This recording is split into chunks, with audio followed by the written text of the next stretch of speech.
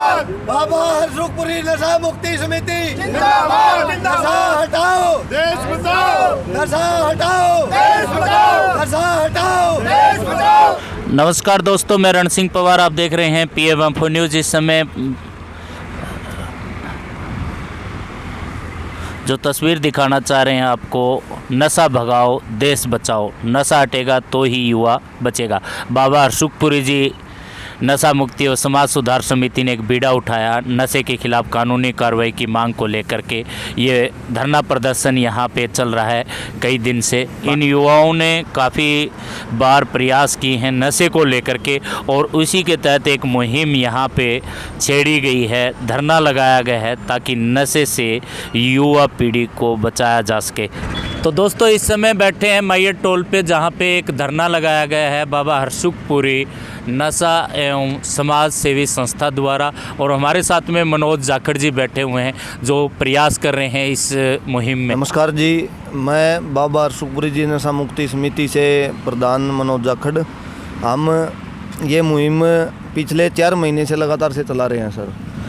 4 महीने में हमने बहुत सारे तस्करों को पकड़वाया है, छापे भी मरवाए हैं, पुलिस प्रशासन को दिए हैं।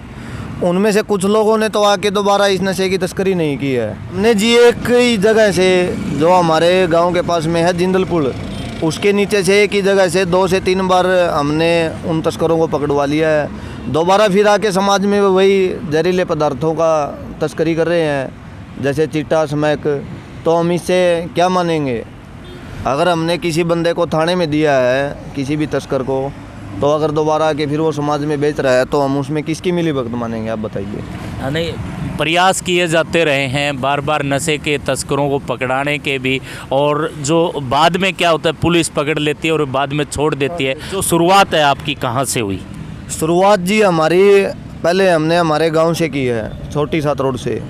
हमने पीछे 4 महीने पहले एक टीम का गठन किया, सरकार द्वारा इसको रजिस्ट्रेशन करवाया।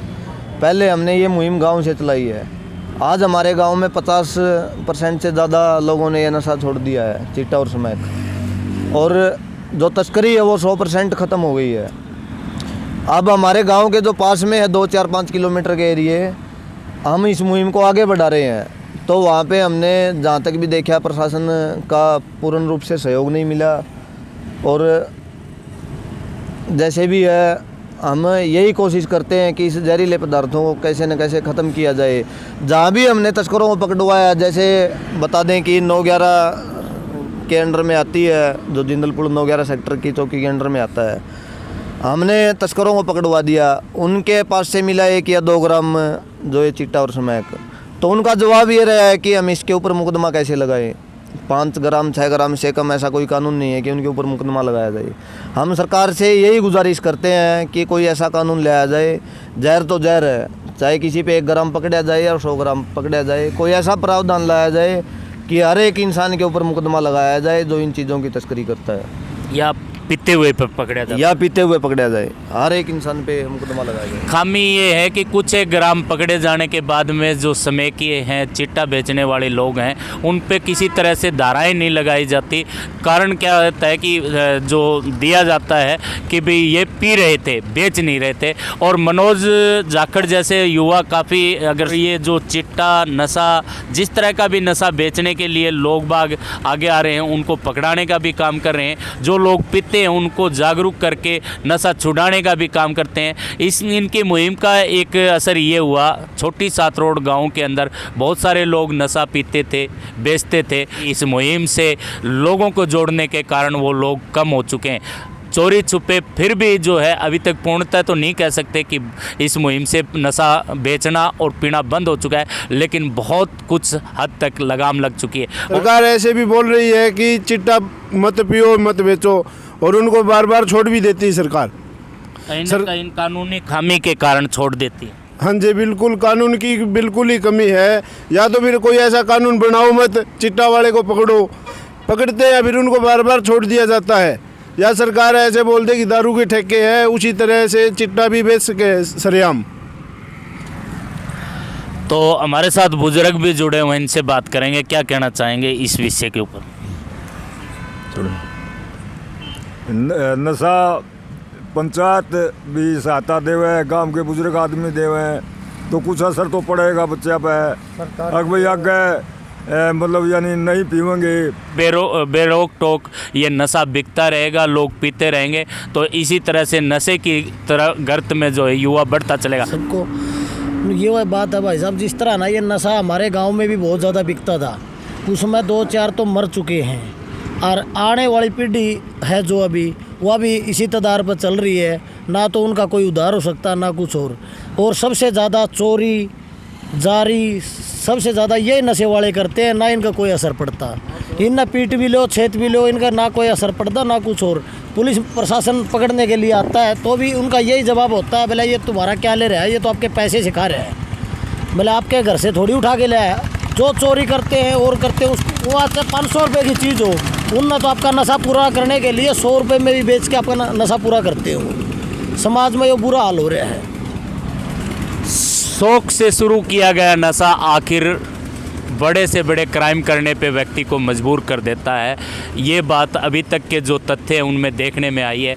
नशा पहले अपने घर से पीना शुरू करता है, जब नशे की पूर्ति नहीं होती है तो क्राइम की ओर व्यक्ति बढ़ता चला जाता है। इसी कारण से जो है समाज के अंदर एक ऐसी तादाद लगातार पैदा होती जा रही है जो क्राइम की ओर अग्रसर होती जा रही है। के ऊपर लगाम लगाने के लिए मनोज जाखड़ और उनकी टीम लगातार इस नशे के खिलाफ जो है अभियान चला करके अपनी मांग कर रहे हैं कि कोई ऐसा कानून बनाया जाए जिससे थोड़ा बहुत भी नशा जिसके पास मिलता है उसके ऊपर सज़ा मिल सके, जिसके कारण इस पर लगाम लगे। जाखड़ जी का बहुत धन्यवाद करता हूँ, क्योंकि इन्होंने ये मुहिम उठाई है अपने आने वाले बच्चों को बचाने के लिए, क्योंकि अगर ये नशा ऐसे ही फैलता रहे तो हमारी आने वाली पीढ़ी ख़त्म हो जाएगी। जो आज भी लोग 50-60 से ऊपर नहीं जी पा रहे हैं वो नशे का ही कारण है। और मैं तो ये भी कहूँगा 25 साल से कम उम्र के बच्चों को दारू देना भी बैन होना चाहिए, ठेकों पे लिखा होना चाहिए, सरकार हमारा साथ दे। यानी नशा तो नशा होता है, चाहे वह किसी भी प्रकार का हो, उसको रोकने के लिए भी युवा जो है अपनी बात रख रहे हैं। मैं यही कहना चाहता हूँ जिस प्रशासन और जो सरकार है वो हमारा समर्थन में साथ दे जी, और नशा ये बिल्कुल रोकथाम होनी चाहिए जी। एक भगत सिंह जैसा था हिंदुस्तान में, भगत सिंह को कितने जब अंग्रेजों ने कहा नहीं तेरे को फांसी तोड़ोगे, तो एक भगत सिंह को फांसी तोड़ेगा, मैंने हज़ारों भगत सिंह तैयार कर दिए। एक भाई साहब ने बीड़ा उठाया है, हज़ारों तैयार करेगा जब जाके पार पड़ेगी। ये सरकार कैसा मामला उठा रही है, ये कोई बात हुई? इनके ऊपर तो इतना दबाव गिर रही है। अगर देखते जब रंगे हाथों पकड़ रहे हैं और फिर भी उसके ऊपर कार्रवाई नहीं हो रही, इसका मतलब तो फिर ये देश बर्बाद करने का ऊपर तुली है। कहीं ना कहीं गड़बड़ी है। गड़बड़ी ये ऊपर से आ रही है, गड़बड़ी नहीं हो, प्रशासन की गड़बड़ी है, प्रशासन की गड़बड़ी है, या के बात है ना। ये दादा नेता बैठा पोता बेचने लग रहा है, या कोई बात हुई के नहीं? आप देख, अब ये नहीं चलेगा, अब नहीं चलेगा, नशाखोरी नहीं चलेगी, नशाखोरी नहीं चलेगी, नहीं चलने देंगे, कभी भी नहीं चलने देंगे, मर जाओगे मिट जाओगे।